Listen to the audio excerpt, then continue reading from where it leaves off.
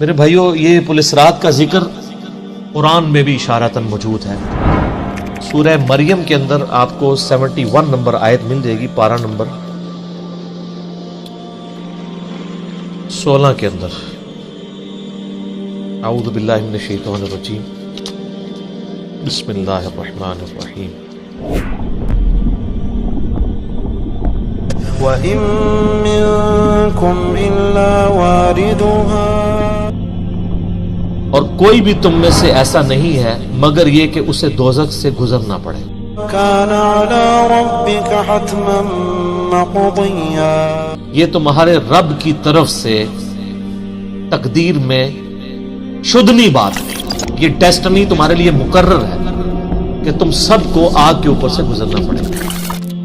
چاہے کوئی جن ہے، انسان ہے، وہ پیغمبر ہے، صحابی ہے، تابعی ہے، نیک ہے، بد ہے، سب کو ایک دفعہ گزرنا پڑے گا۔ پھر کیا ہوگا؟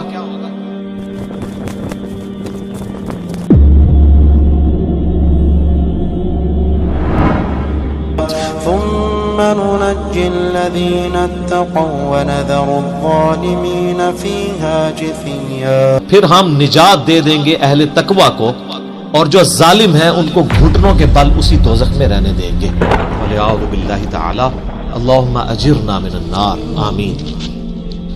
بخاری مسلم میں کئی ایک احادیث ہیں پل صراط کے حوالے سے۔ ایک وہ حدیث جو بخاری اور مسلم دونوں میں موجود ہے، اللہ کے محبوب صلی اللہ علیہ وآلہ وسلم فرماتے ہیں کہ قیامت والے دن اللہ تعالیٰ جہنم کے دونوں سروں پہ ایک پل رکھے گا، یعنی جہنم کو پار کرنے کے لیے ایک بہت بڑا پل رکھے گا۔ بخاری مسلم کے الفاظ ہیں، سب سے پہلے میں اپنی امت کو لے کے اس کے اوپر سے گزروں گا، اور اس کے بعد باقی انبیاء بھی اپنی امت کے لوگوں کو اپنے ساتھ لے کر گزریں گے، اور ہر رسول کی زبان پہ سمیت میرے رب سلم رب سلم رب سلم ہوگا۔ اے اللہ سلامتی فرمانا، اے اللہ سلامتی فرمانا، اے سلامتی فرمانے والے رب سلامتی فرمانا۔ اب نماز کے بعد بھی مسلم شریف میں دعا ہے نا، اللہم انت السلام ومنک السلام تبارک یا ذا الجلال والاکرام، سلامتی۔ اور نبی علیہ السلام فرماتے ہیں یہ کلام بھی صرف انبیاء کر رہے ہوں گے، انبیاء کے علاوہ کسی کو کلام کرنے کی اجازت بھی نہیں ہوگی۔ آپ ویسے کہتے رہیں کہ ہمارے بزرگ جو ہیں وہ پھڈا ڈال کے بیٹھ لیں گے کہ میں اپنے مرید لے کے جانے لیں گے۔ بخاری مسلم کہتی ہے کہ انبیاء کے علاوہ سب کی زبانیں ہوں گی گونگ، سوائے اس کے کہ وہ کہیں گے رب سلم رب سلم رب سلم۔ پھر نبی علیہ السلام فرماتے ہیں کہ بخاری مسلم کے الفاظ ہے کہ جب لوگ پل صراط سے گزر رہے ہوں گے نا، تو پل صراط کے دونوں جانب آنکڑے لگے ہوئے ہوں گے، جس طرح کے کانٹے ہوتے ہیں،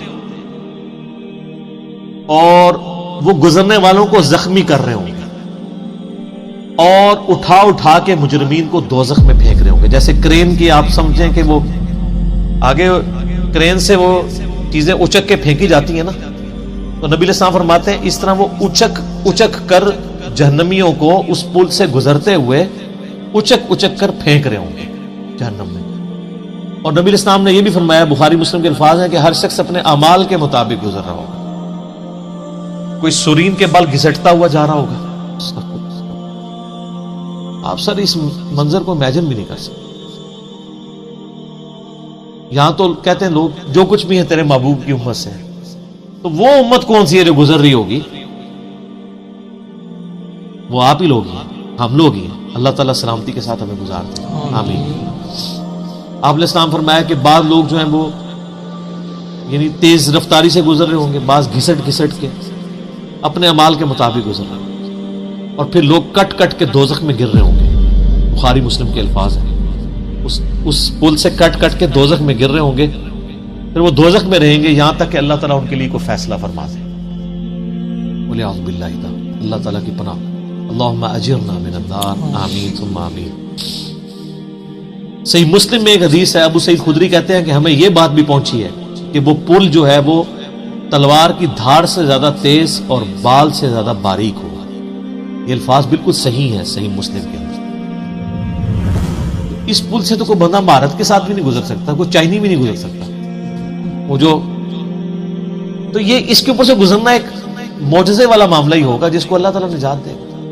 اور یہ جو میں نے آیت پڑھی نا سورہ المریم کی آیت نمبر 71، اس کے کانٹیکسٹ میں کتاب التفسیر چیپٹر میں امام ترمذی اسی آیت کو ہیڈنگ بنا کے نا اس کے نیچے ایک حدیث لے کے آیا ہے. یعنی یہ جو میں نے کہا نا قرآن میں پل اسرات کا ذکر ہے، امام ترمذی کا بھی یہی فہم ہے. انہوں نے اس آیت کی ہیڈنگ بنا کے جامعہ ترمذی میں حدیث لی ہے بالکل صحیح سند کے ساتھ پل اسرات کے حوالے سے، کہ نبی صلی اللہ علیہ وآلہ وسلم نے ارشاد فرمایا کہ یہ پل اسرات جہنم پہ رکھا ہوا ایک پل ہے جس پر سے لوگوں کو گزرنا پڑے گا اور ہر شخص اپنے اعمال کے مطابق گزرے گا. بعض لوگ بجلی کسی تیزی سے گزر جائیں گے، جیسے آسمان سے ایسے بجلی کڑک کے نیچے پتہ نہیں چلتا ود ان سیکنڈز. بعض ہوا کی تیزی سے گزریں گے جو اس سے کم نیک ہوں گے. بعض گھوڑ سوار یا اونٹ سوار کسی تیزی سے گزریں گے، بعض بھاگتے ہوئے گزر جائیں گے، اور بعض جو ہیں وہ پیدل چلتے ہوئے، اور بعض سرین کے بل گھسٹتے ہوئے. سر اتنا لمبا پل، پتہ نہیں کتنی مسافت ہے. بلکہ بخاری مسلم میں الفاظ ہیں، نبی نے فرمایا کہ اس پل کی لمبائی اللہ ہی بہتر جانتا ہے، مجھے نہیں پتا کتنی. اوئے ہائے ہائے. اور بعض ایسے ہوں گے جو کٹ کٹ کے پھر دوزخ میں گر رہے ہوں گے، اور ان کا معاملہ پھر بعد میں اللہ تعالیٰ طے کرے گا کہ ان کے ساتھ کیا.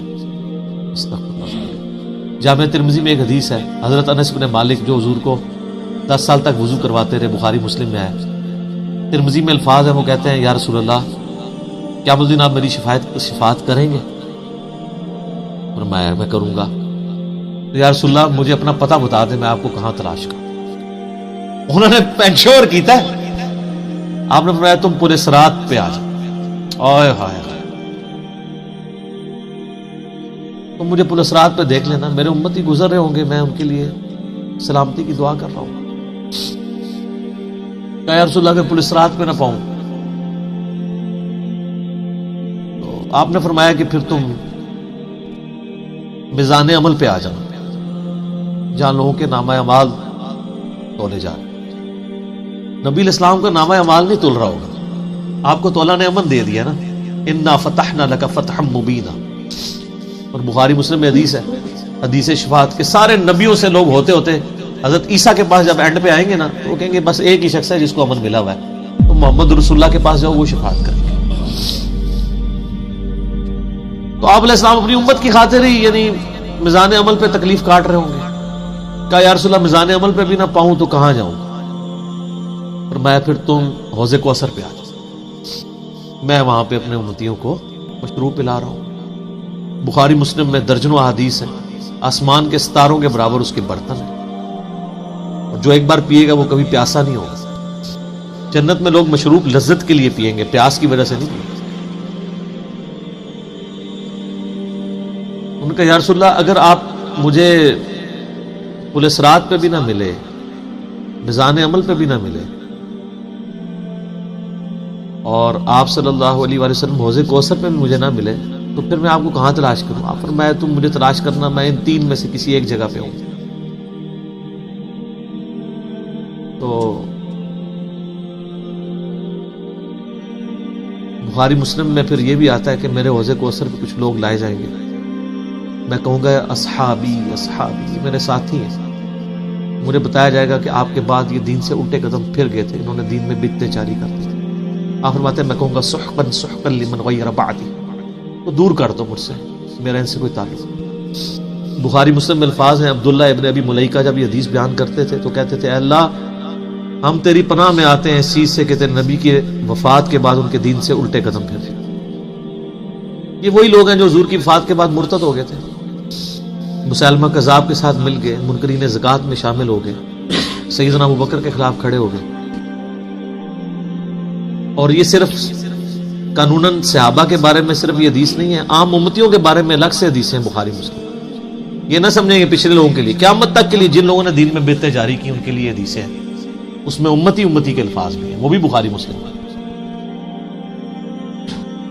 اور امت کیا کر رہی ہے؟ صحیح مسلم میں حدیث ہے، نبی الاسلام ایک دن اتنا روئے اور ساتھ ساتھ آیتیں پڑھ رہے ہیں قرآن کی. پہلے آپ نے سورہ ابراہیم کی وہ آیت پڑھی جس کا ترجمہ یوں ہے کہ ابراہیم علیہ السلام کہتے ہیں اے اللہ شیطان نے کتنے لوگوں کو بہکا دیا، تو جو شیطان کے رستے پہ چلا میرا اس سے کوئی تعلق نہیں، یعنی اعلان برات کر دیا اپنے ماننے والوں. پھر آپ نے سورہ مائدہ کی وہ آیات پڑھی جس میں حضرت عیسیٰ علیہ السلام کی اور اللہ کی قیامت کے دن گفتگو ہوگی. اس میں عیسیٰ ابن مریم کہیں گے اے اللہ جب تک میں ان میں موجود تھا میں ان پر گواہ تھا, جب تو نے مجھے اٹھا لیا پھر تو اور تیری مرضی ان کو عذاب دے یا چھوڑ دے. اعلان برات.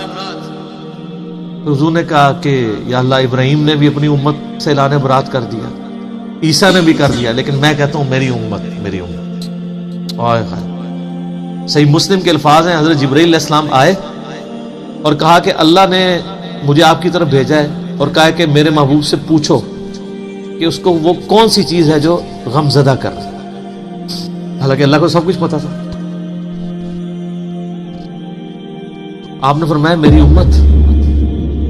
تو جبرائیل علیہ السلام نے پھر اللہ کی طرف سے بشارت دی کہ نبی علیہ السلام کو کہ اللہ تعالیٰ فرماتا ہے کہ اے نبی آپ غم زدہ نہ ہو, ہم آپ کو آپ کی امت کے معاملے میں قیامت والے دن رسوا نہیں کریں گے. تو سبحان اللہ تو ہم پڑھتے ہیں لیکن ہمارے ایسے کرتوت نہ ہو کہ سحقن سحقن لمن غیر آبادی نہ ہو جائے کہیں, سحقن سحقن لمن بدل آبادی نہ ہو جائے کہیں. یہ بھی تو چانسز ہے. استغفر اللہ واتوب الیہ.